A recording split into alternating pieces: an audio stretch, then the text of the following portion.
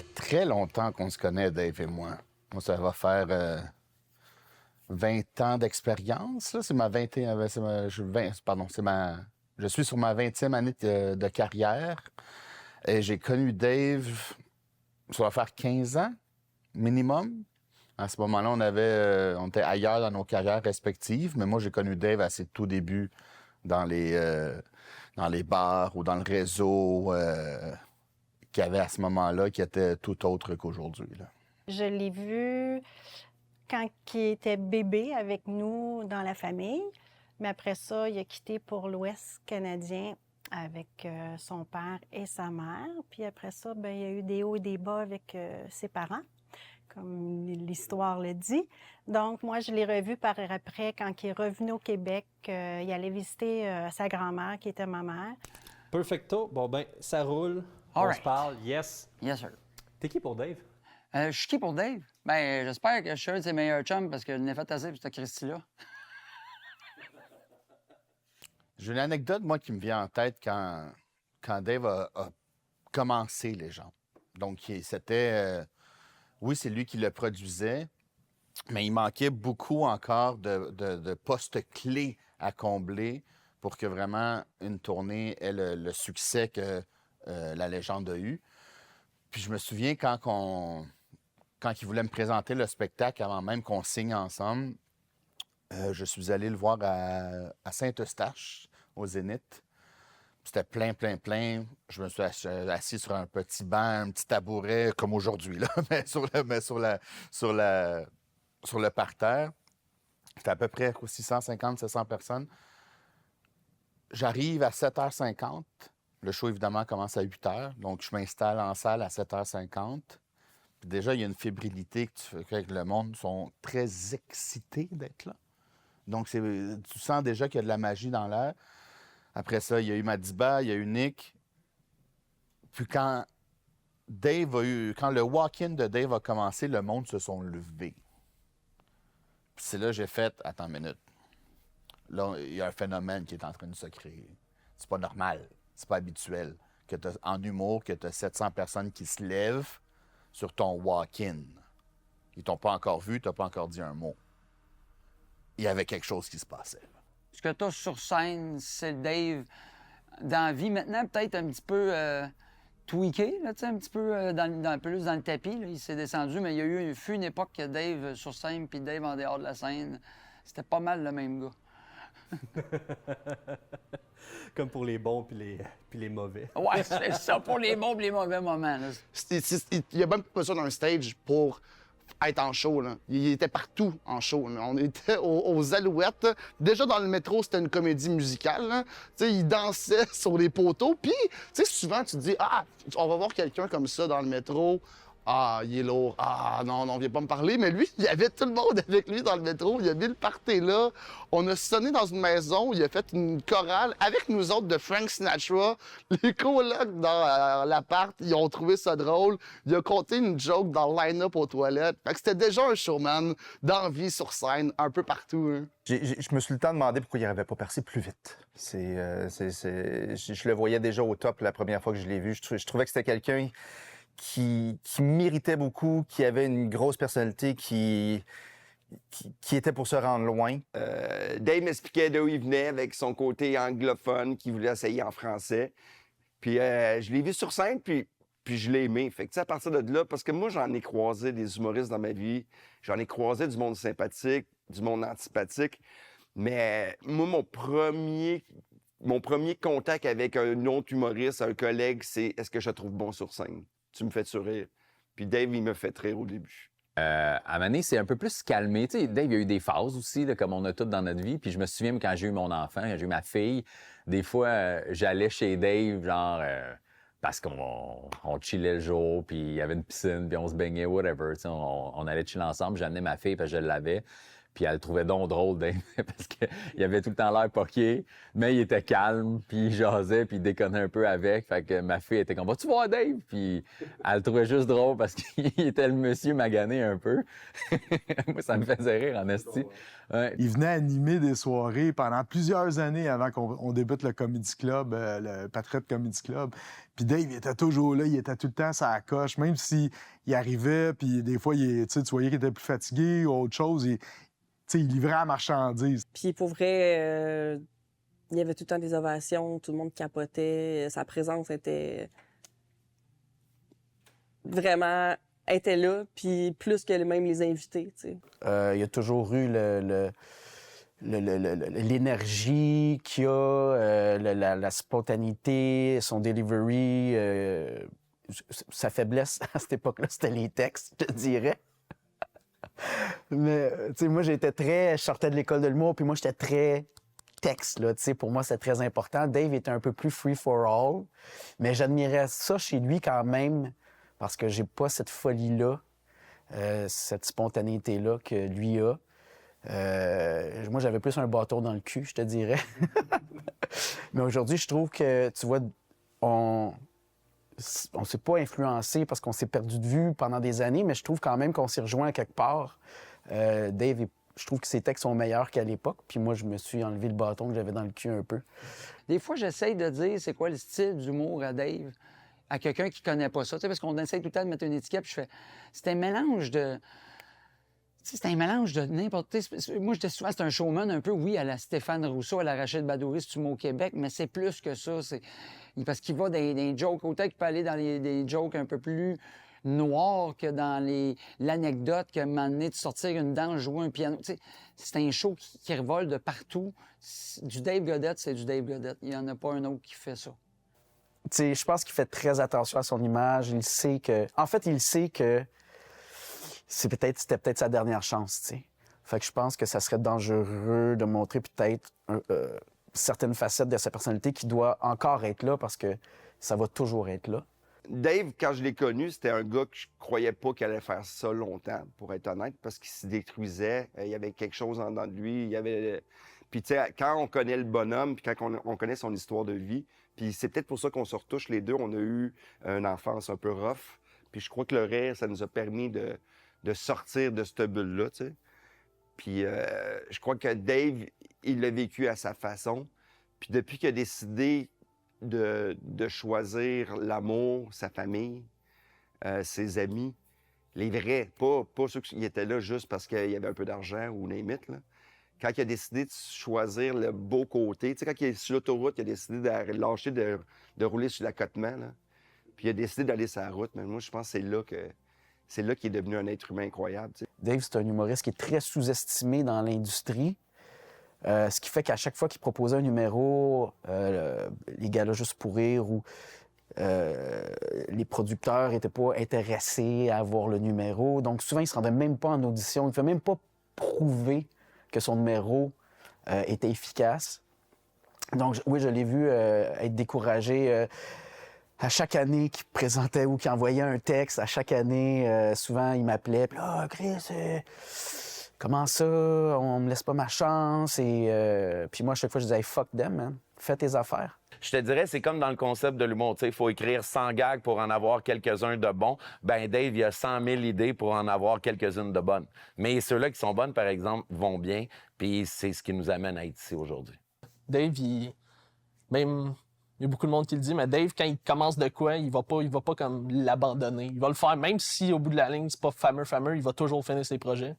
Puis c'est ça qui est cool. Là. Il se met tout le temps à 100% dans 110% même dans ses projets. Là. C'est cool. Mais là, maintenant, c'est vraiment comme sa business, son mode de vie, c'est rendu vraiment plus un métier, tandis que je trouve que c'était plus un hobby quand je l'ai rencontré. Mais c'est vraiment quand ma grand-mère, sa grand-mère, qui est ma mère, est décédée, que c'est là que les liens se sont tissés.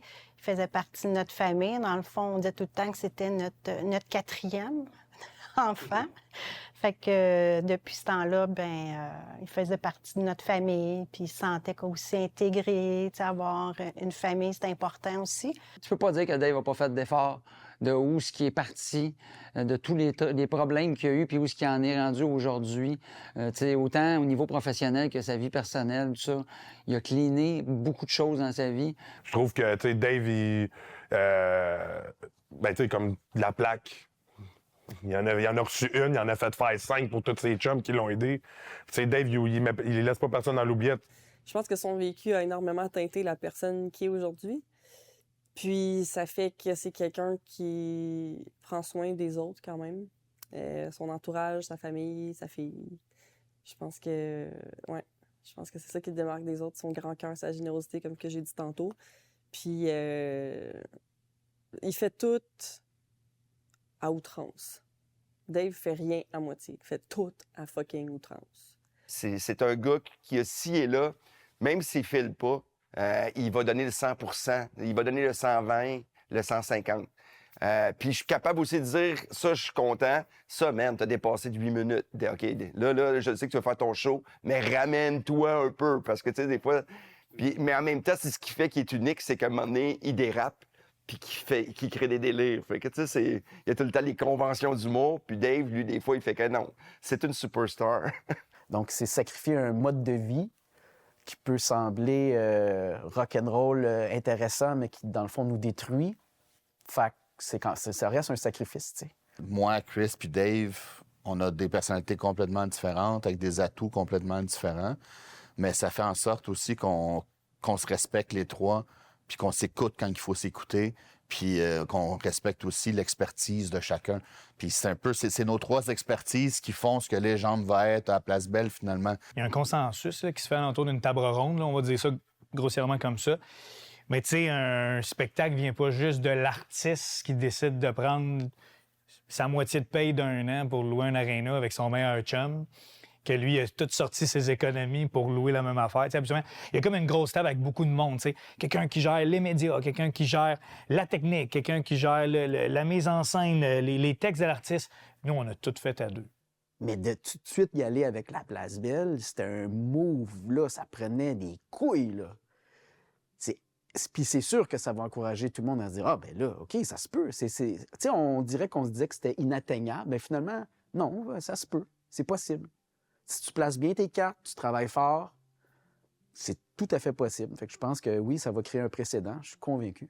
Mais tu veux pas avoir l'air fou non plus. Tu veux pas être le gars qui dit « Hey, je m'excuse tout le monde, j'annule, on n'a pas assez vendu de billets. » Ou tu veux pas être le gars qui dit « Ah, je vais jouer pareil devant 1000 personnes quand il en rentre 6000. » Fait que puis les ventes de billets, tout le monde le sait, c'est que souvent, il y a des pics.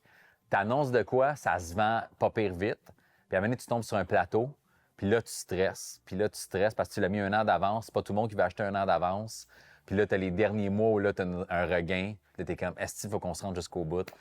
Puis il a réussi. Peut-être pas dire à cause qu'il y a eu une enfance pas comme traditionnelle comme les autres, encadrée des parents... qui aurait pu le soutenir et tout ça. Mais c'est que pour lui, je pense, c'est important, puis même, je pense, à ce jour, c'est important de prouver pour que les gens, sa famille, sa mère, son père, peu importe, soient fiers de lui. Tu sais, il va chercher comme une reconnaissance un petit peu envers le show business, je crois. Est-ce que ça l'a forgé? Ben oui, parce que dans le sens que tu es jeune, puis tu te fais trimballer d'un côté à l'autre, veux pas, tu développes des forces, puis ça te fait continuer. Des fois, c'est des montagnes russes. On débarque peut-être du chemin, puis on rembarque, puis on débarque. Mais l'important, c'est qu'à la fin, tu es sur le droit chemin, puis tu avances vers une bonne avenir. Il a commencé vraiment au bas de l'échelle avec son père qui était en prison, puis ces affaires-là. Il n'a pas eu une enfance facile. Fait que je pense que ça l'a gardé terre à terre, puis c'est quelqu'un d'extrêmement humble. Face à du monde, mettons, monsieur, madame, tout le monde, puis avec ses chums aussi, il se pense pas dans une... il se prend pas pour un 7-up flat, là. Mais il est humble. La différence avec l'ancien Dave, c'est que Dave parlait beaucoup, puis il faisait rien. Le nouveau Dave, il dit quelque chose, mais il est sur le téléphone, il va voir du monde, il écrit, il est bien entouré. Dave écoute les gens. Tu sais, ça, c'est une grosse nuance. Il y a de l'écoute. Avant, il t'écoutait à moitié. Il t'écoutait, mais il t'écoutait pas. Tandis que là, il écoute des gens, il est capable de se faire ramasser, il est capable de se faire dire ça, c'est pas correct. Mais il veut pas juste du compliment puis du love. Le challenge que Dave vit présentement, je trouve que c'est ça qui fait qu'il est un meilleur être humain, puis par ricochet, un meilleur humoriste. Il est toujours en représentation, Dave. Il est toujours « Hey, bro! Comment ça va, bro? » Il est tout le temps la même énergie de scène, ouais. C'est exubérant. Je pourrais pas être avec lui à chaque jour de ma vie, je le tuerais. Genre, comment je pourrais dire? Je l'ai en anglais, le mot. Il care, genre, il prend soin de son équipe, puis vraiment comme... C'est un bon leader, Dave. Aucun doute, j'étais convaincu qu'elle allait le sold-out, qu'elle allait le réaliser. Là, quand Dave embarque dans quelque chose, on dirait qu'il tout le monde le sait, il carbure vraiment au projet. C'est un pitbull qui veut péter un ballon. Là. Il va le faire. Tu vas faire, ben oui, vas-y, prends le ballon le plus dur que tu veux, explose-le, remplis-le après, puis détruis-le. On te regarde aller. Là. Vas-y, fais-le à ta façon, là, en solo, ramène tout le monde. Là, Puis je pense que ses fans, c'est ça qu'ils sentent aussi. Hein. Je pense qu'au-delà d'avoir un bon fanbase, le fanbase de Dave, ils veulent embarquer dans son délire, dans son trip, dans ses projets, puis ils sont contents de faire ça. T'sais, ils le font pas en le regardant, on dirait que dans leur tête, ils le font avec lui. Puis ça, je trouve que c'est une des bonnes qualités quand tu as un stand-up. Hein. Il va vouloir que tout le monde monte avec lui, avec son succès, puis que tout le monde se sente à l'aise. Là. Je le vois comme une espèce de parrain de la mafia qui veut que tout le monde ait ses pattes. Là.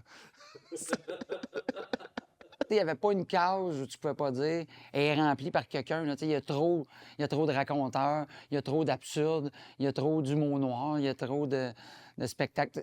Ça, il n'y en avait pas du Dave Godette. Fait que c'est sûr que c'est impossible de ne pas avoir une place pour lui. Je crois qu'on peut faire des erreurs, mais je crois qu'on peut changer. T'sais, parce que les erreurs, il ne faut pas les oublier parce que ça amène quitter aujourd'hui. Puis Dave, il s'est enfoncé. Là. Son entêtement, c'est beau à voir. Je me souviens, à un moment donné, il avait commencé à apprendre à jouer du piano parce qu'il voulait faire un numéro avec un piano, mais il partait de nulle part. Puis moi, dans ma tête, je me disais, ça, c'est un projet qui va mourir dans l'œuf. C'est dur, apprendre le piano, c'est plus compliqué qu'il pense. Et Chris, en très peu de temps, il maîtrise le piano et il est vraiment entêté. Quand il a une idée dans la tête, il y va. Quand il a eu l'idée folle de faire la Place Belle, il y a beaucoup de gens dans l'entourage, des petites langues sales, des gens jaloux qui disent « Ah, Dave, là, la Place Belle. » Et moi, je dis « Ben l'enfoiré, il va la remplir, la Place Belle. » Puis visiblement, il m'a donné raison. Des fois, je suis juste comme ah, OK, wow, c'est quand même pas pire ce que tu viens de faire là. Ah, j'y ai pensé dans le char tantôt. OK, puis tu le fais là, tu sais. Ouais, mais parce que s'il le fait pas là, il va le faire dans la file des toilettes, quelque part, genre en disant « OK, tout le monde, écoutez-moi, j'ai une idée de joke. Ah ouais! » Ouais, Dave, c'est l'enfant qui a jamais arrêté de montrer ses dessins à tout le monde. Si j'ai appris des choses de Dave Godette depuis que je fais de l'humour, ouais, ben à partir après le show. Reste pas après, OK? Prends pas de verre, calisse ton camp, puis va chez vous. Moi, j'avais déjà des kids, fait que j'étais correct. Je finissais mon show, j'ai appris ça assez vite. On a fait Canada's Got Talent ensemble. En plus, j'étais allé. Tu sais, c'est quelqu'un que tu veux avoir dans ton équipe, que tu veux amener avec toi. Quelqu'un, comme je dis, qui prend la place sur scène, qui est là pour ça. Puis la scène est à lui. On dirait que c'est sa place, c'est son domaine. Que tu peux l'amener sur n'importe quelle scène, il va être capable de se débrouiller là-dessus. Puis il est très versatile là-dessus, ce que je trouve vraiment le fun. Je peux compter sur une main ceux qui ont eu un standing ovation en 15 minutes à cette soirée-là. Que ça fait 30 ans qu'il va de l'humour, là. Ils en ont vu d'autres, puis que Dave soit capable d'aller chercher. Je me souviens que Dave était très fier de ça. Je me souviens parce que cette soirée-là est mythique, puis il a fait comme « fuck them », tu sais, j'ai réussi à avoir un standing à Saint-Lazare, tu sais, fait que... oui, il y a tout ce qu'il faut pour être une star, tu sais. Maintenant, je trouve qu'il s'est comme plus adapté pour avoir une audience plus générale. Mais je pense que sa présence sur scène le démarque vraiment des autres. Tu sais, il se donne. Là. Il se donne en esti. On était une grosse gang d'être déçus de voir que son potentiel, des fois, il savait qu'il était là puis qu'il le faisait pas de la bonne façon. T'sais. Première fois qu'on sortait, on était à Québec, puis il a pris un Perrier. Il a eu du fun, il a ri, mais il n'a pas rien pris, puis il a été se coucher direct après le show. C'est niaiseux, là, mais pour moi, c'était comme, OK, on prend pas des shots. OK, il part pas m'emmener aux toilettes 20 fois. Qu'est-ce qu'il y a une petite vessie, Dave? Oui, c'est ça. J'avais tout le temps l'impression qu'il boudait, il n'avait pas fait l'école de l'humour, il n'a pas fait... Des fois, on dirait qu'il rentre moins dans des clics comme ça. Mais aujourd'hui, depuis qu'il s'autoproduit, je pense que c'est un qui réussit à aller chercher son plus grand public par rapport à Internet, par rapport à ses réseaux. Il se sent plus comme un imposteur. Je sais pas si tu comprends ce que je veux dire. C'est dans le sens qu'avant, il nous disait qu'il était bon. Puis il fait pas ça. Non. Là, il le fait sur scène. Je crois qu'il y a beaucoup de jalousie dans cette industrie-là, malgré tout. Je crois que les old school comme moi sont très fiers de voir notre vieux chum qui fait tomber des barrières, qui a pris un chemin qui était zéro tapé. Là. Lui, il a défriché. Il a fait « OK, vous ne me voulez pas dans ce chemin-là, ben je vais passer par là-bas. » Puis, tu sais, je sais qu'il s'est mis beaucoup de pression avec beaucoup de techniques puis tout ça. Puis moi, là, je vais y écrire. Je vais l'appeler avant sa première pour dire « Oublie pas que avant tout le showbiz, t'es un humoriste qui fait des bons gags. C'est ça ta base. Puis après ça, tout le reste, c'est du gravy, mets-en de la sauce. Ouais, mais il faut que ton plat soit bien cuit en dessous. Ah, clairement. Hey, c'est beau ce que je viens de dire, hein? Oui, le plat, la sauce, les petites patates, les confettis. Ah oui. Quand Dave m'a parlé de la Place Belle, je pense que j'ai jamais douté. Parce que sinon, je m'aurais probablement pas lancé là-dedans. Parce qu'au risque financier que ça... Pour vrai, si les billets ne seraient pas vendus, là, on a la chance que ça soit comme sold out. Tu sais, s'il n'y aurait pas eu ça, là, je perds la maison, pas tout. Là. Je veux dire, le risque financier est à ce point-là. Tu sais, Dave, c'est ça. C'est un gars qui prend de la place, mais qui ne prend pas la place des autres. Quand il a annoncé, je dis, il va y arriver. C'est la tête de cochon la plus dure, la plus...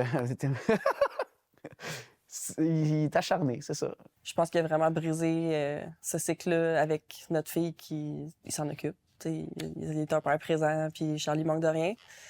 Puis je trouve que je veux qu'on se souvienne de lui aussi pour sa force, sa détermination, parce que, comme je dis, il n'y a jamais eu personne en arrière de lui. T'sais, il a tout fait tout seul.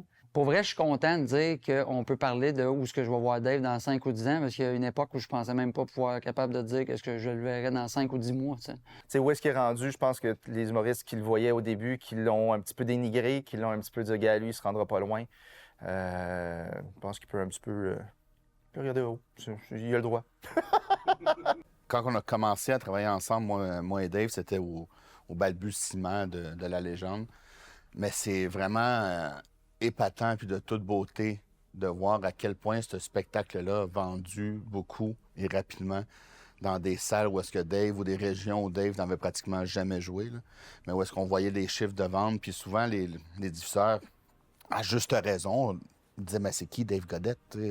C'est qui le type qui est suivi par 400 000 followers, qui remplit des salles, qui remplit des supplémentaires? » Donc, quand j'ai commencé à parler avec eux autres, beaucoup me demandaient « Qu'est-ce qui se passe? C'est qui? » Si tu m'avais dit en 2020, pendant une pandémie, que ce gars-là remplirait la Place Belle, jamais j'y aurais cru. Ah ouais?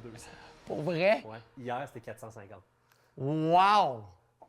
Ben le calique, il va avoir réussi. Fait que là, le vois-tu dans ma face à quel point je suis surpris? Fait que là, tu l'as, là. Non, je pensais pas qu'il allait le remplir. T'sais, on a tout le temps notre ego de « je suis capable, j'ai du reach, je remplis tout ». On close avec ça en beauté. Mais c'est sûr qu'il y a eu plein de moments depuis un an où il a fait « Et calvaire, je vais-tu être capable de le remplir? Il y a eu son drop de « je le fais pour donner ». Ouais. Une équipe maintenant qui va propulser, puis on l'a vu quand on s'est rendu à presque 50 000 billets vendus. Mais ce chemin-là, on parlait de fierté tantôt, là, mais ce chemin-là, pour moi aussi, c'est une grande fierté. Parce qu'on est passé en 3 ans, on est passé de c'est qui Dave Godette chez les diffuseurs majeurs à ah ben oui, c'est bon, on prend déjà la prochaine tournée. Et d'où l'interview d'aujourd'hui, là, tout ça pour une photo. ben on pourra jamais y enlever cette photo-là. Puis Il va réussir partout. On va faire des shows à partout. À travers le Canada, les États-Unis, s'il faut. Alors, on va faire rock and roll, man. On va faire des salles shows. J'ai 2 mots de la fin différents. Dave, je t'aime. Et l'autre que je veux absolument que tu mettes, budget. Ça. J'ai jamais été capable de dire ce mot-là. On peut pas croire un gars qui remplit la place Belle. Puis quand tu lui dis c'est quoi ton budget, lui il fait ben mon budget, il y a un D. Même en anglais, vous dites budget. Là, pourquoi que tu le fais disparaître en français? Ah les gars, bon succès. On dit une maison, pas un maison. Ça me gosse quand tu fais un maison. Arrête de jouer l'anglophone. Voyons, tu ne l'es plus depuis longtemps. You know? Je t'aime. Je suis fière de la façon qu'il a pu jongler tous les aspects de sa vie tout en produisant cet événement de fou. Puis qui donne l'exemple à notre fille aussi que les rêves, ça se réalise, puis que ça prend juste bien gros de la détermination, puis ça se fait. Puis elle sera pas toute seule. Elle va toujours nous avoir en arrière d'elle. Mon message serait oui, profites-en. Mais après ça, on a une autre tournée qui recommence tout de suite après. Donc, on a bien hâte de l'annoncer. Mais que ça faut profiter du milestone, c'est surtout ça, profiter de l'accomplissement. Puis après, de rester focus. Parce que, je me répète, mais après ça, on annonce un nouveau spectacle. Puis ça, ben il faut le construire, puis il faut le commercialiser.